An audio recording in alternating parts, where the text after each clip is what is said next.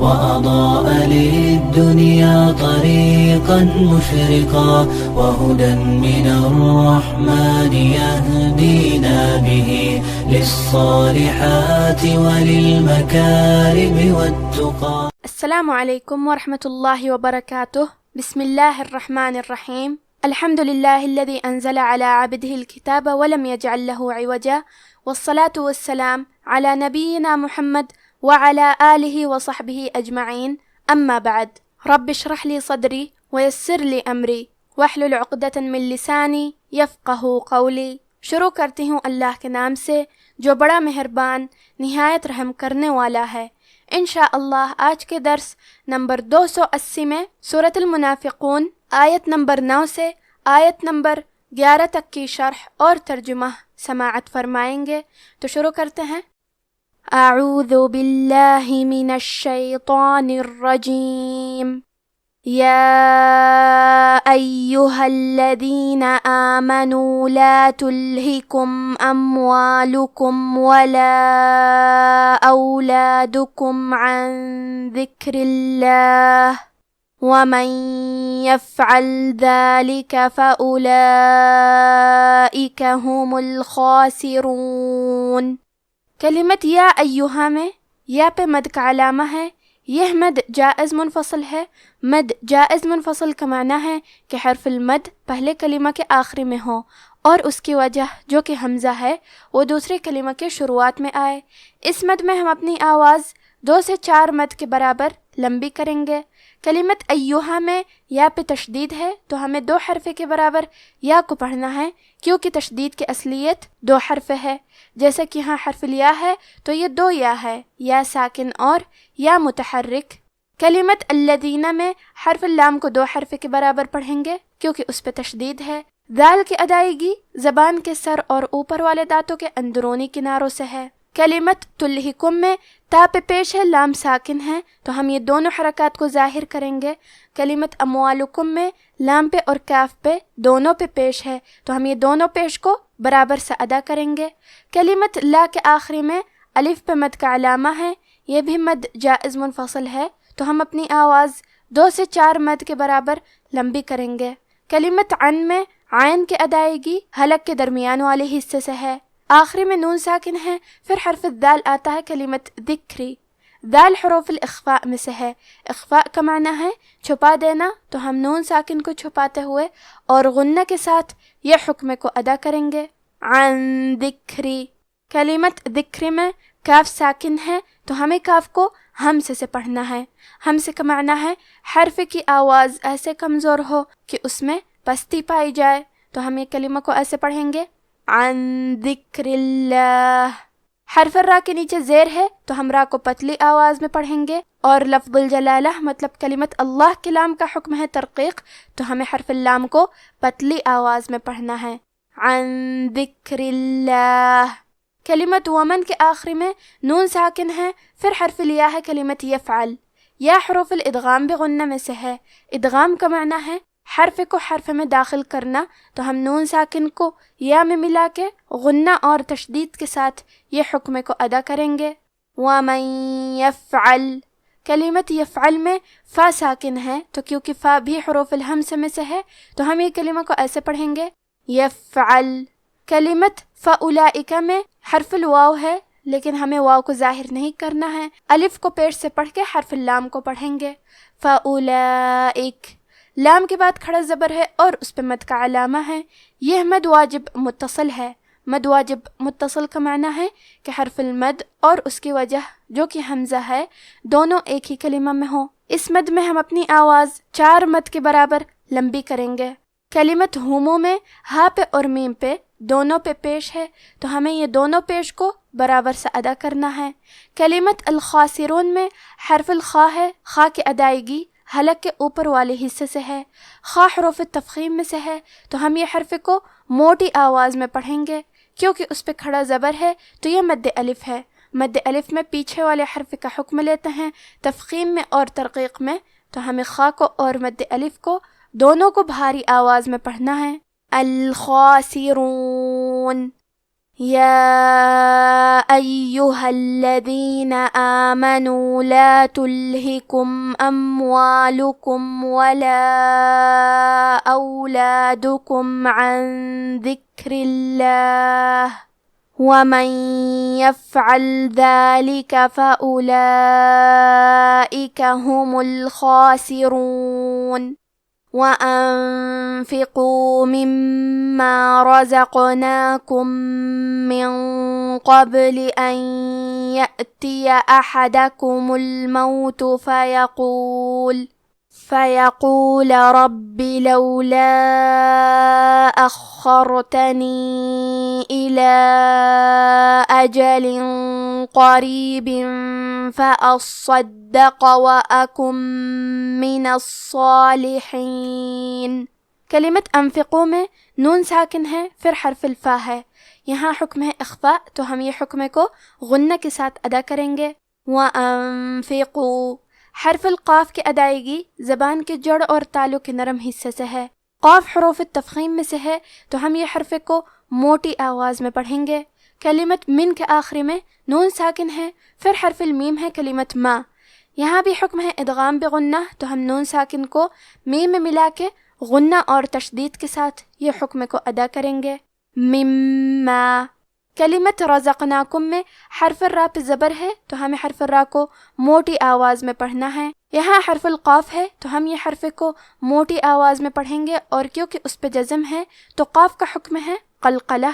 قلقلہ کا معنی ہے حرف ساکن کو ہلانا، تو ہم یہ حرف کو ہلاتے ہوئے یہ کلمہ کو پڑھیں گے.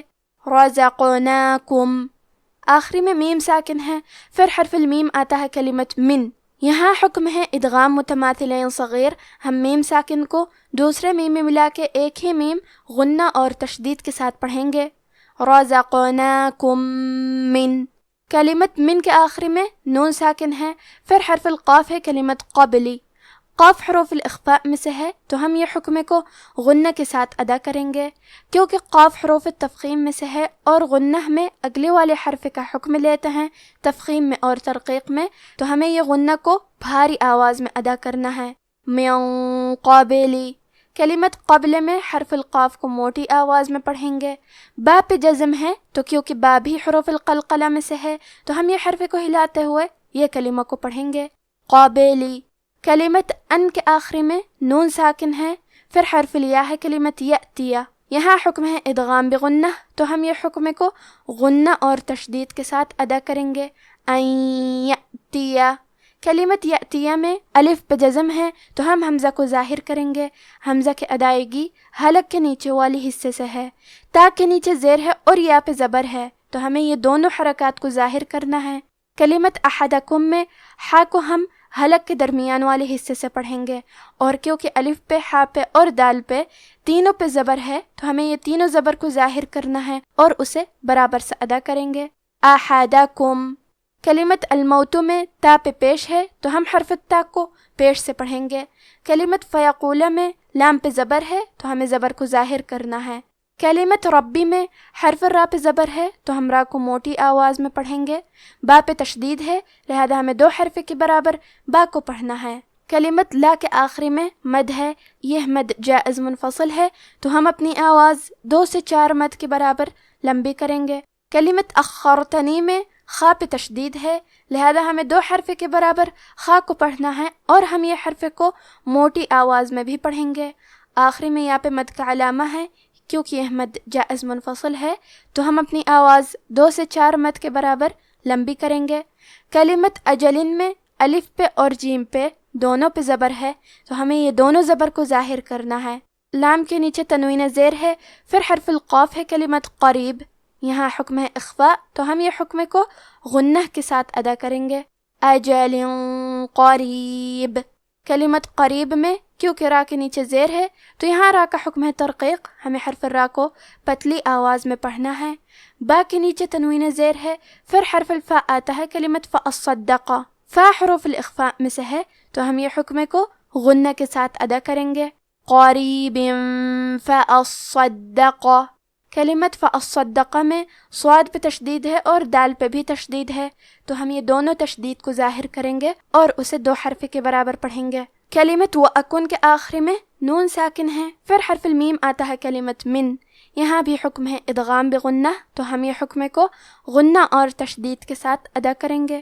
وَأَكُم مِّن، کلمت الصالحین میں حرف الصاد ہے، صاد حروف التفخیم میں سے ہے، تو ہم صاد کو اور مد الف کو دونوں کو بھاری آواز میں پڑھیں گے، کیونکہ اس پہ تشدید ہے تو ہمیں 2 حرف کے برابر صاد کو پڑھنا ہے۔ الصالحین۔ وَأَنفِقُوا مِمَّا رَزَقْنَاكُم مِّن قَبْلِ أَن يَأْتِيَ أَحَدَكُمُ الْمَوْتُ فَيَقُولَ رَبِّ لَوْلَا أَخَّرْتَنِي إِلَى أَجَلٍ قَرِيبٍ فَأَصَّدَّقَ وَأَكُن مِّنَ الصَّالِحِينَ وَلَن يُؤَخِّرَ اللَّهُ نَفْسًا إِذَا جَاءَ أَجَلُهَا وَاللَّهُ خَبِيرٌ بِمَا تَعْمَلُونَ۔ کلمت ولن کے آخری میں نون ساکن ہے، پھر حرف الیا ہے کلمت یؤخرہ، یہاں حکم ہے ادغام بغنہ، تو ہم یہ حکم کو غنہ اور تشدید کے ساتھ ادا کریں گے۔ وَلَن يُؤَخِّرَ، کلمت یؤخرہ میں خا پہ تشدید ہے، تو ہمیں 2 حرف کے برابر خا کو پڑھنا ہے، اور ہم یہ حرف کو موٹی آواز میں بھی پڑھیں گے۔ آخری میں کیونکہ حرف الراء پہ زبر ہے تو لفظ الجلالہ مطلب کلمت اللہ کے لام کا حکم ہے تفخیم، تو ہمیں حرف اللام کو موٹی آواز میں پڑھنا ہے۔ وَلَن يُؤَخِّرَ اللَّهُ، کلمت نفسن میں فا ساکن ہے، لہذا ہمیں فا کو ہمزے سے پڑھنا ہے۔ نفسن، آخری میں سین پہ تنوین زبر ہے، پھر حرف الالف آتا ہے کلمت اذا، الف حروف الاظہار میں سے ہے، اظہار کا معنی ہے ظاہر کرنا، اور کیونکہ تنوین کی اصلیت نون ساکن ہے تو ہم یہاں تنوین ظاہر کریں گے اور اسے نون ساکن پڑھیں گے، اور بغیر غنہ سے یہ حکم کو ادا کریں گے۔ نفسن اذا، کلمت جاء میں مد واجب متصل ہے، تو ہم اپنی آواز 4 مد کے برابر لمبی کریں گے۔ کلمت اجلوہا میں الف پہ اور جیم پہ زبر ہے، حرف اللام پہ پیش ہے، تو ہمیں یہ تینوں حرکات کو ظاہر کرنا ہے۔ کلمت واللہ، یہاں حرف اللام کا حکم ہے تفخیم، تو ہم حرف اللام کو موٹی آواز میں پڑھیں گے۔ کلمت خبیرن کے آخری میں را پہ تنوین پیش ہے، پھر حرف الباء آتا ہے کلمت بما، با حروف القلب میں سے ہے، قلب کا معنی ہے بدل دینا، تو ہم تنوین کو ہلکی میم میں بدل کے اور غنہ کے ساتھ یہ حکم کو ادا کریں گے۔ خبیر بما، کلمت تعملون میں عین ساکن ہے، تو ہمیں عین کو ظاہر کرنا ہے۔ وَلَن يُؤَخِّرَ اللَّهُ نَفْسًا إِذَا جَاءَ أَجَلُهَا وَاللَّهُ خَبِيرٌ بِمَا تَعْمَلُونَ۔ اب آپ ان آیاتوں کی تلاوت تجوید کے ساتھ سماعت فرمائیں۔ اعوذ باللہ من الشیطان الرجیم۔ يا أيها الذين آمنوا لا تلهكم أموالكم ولا أولادكم عن ذكر الله ومن يفعل ذلك فأولئك هم الخاسرون وَأَنفِقُوا مِمَّا رَزَقْنَاكُم مِّن قَبْلِ أَن يَأْتِيَ أَحَدَكُمُ الْمَوْتُ فَيَقُولَ رَبِّ لَوْلَا أَخَّرْتَنِي إِلَى أَجَلٍ قَرِيبٍ فَأَصَّدَّقَ وَأَكُن مِّنَ الصَّالِحِينَ وَلَن يُؤَخِّرَ اللَّهُ نَفْسًا إِذَا جَاءَ أَجَلُهَا وَاللَّهُ خَبِيرٌ بِمَا تَعْمَلُونَ۔ مومنو، تمہارا مال اور اولاد تم کو اللہ کی یاد سے غافل نہ کر دے، اور جو ایسا کرے گا تو وہ لوگ خسارہ پانے والے ہیں۔ اور جو مال ہم نے تم کو دیا ہے اس میں سے اس وقت سے پیشتر خرچ کر لو کہ تم میں سے کسی کی موت آ جائے تو اس وقت کہنے لگے کہ اے میرے پروردگار، تو نے مجھے تھوڑی سی اور مہلت کیوں نہ دی تاکہ میں خیرات کر لیتا اور نیک لوگوں میں داخل ہو جاتا؟ اور جب کسی کی موت آ جاتی ہے تو اللہ اس کو ہرگز مہلت نہیں دیتا، اور جو کچھ تم کرتے ہو اللہ اس سے خبردار ہے۔ آج کا ہمارا درس یہیں ختم ہوتا ہے۔ وآخر دعوانا ان الحمد للہ رب العالمین، والسلام علیکم ورحمۃ اللہ وبرکاتہ۔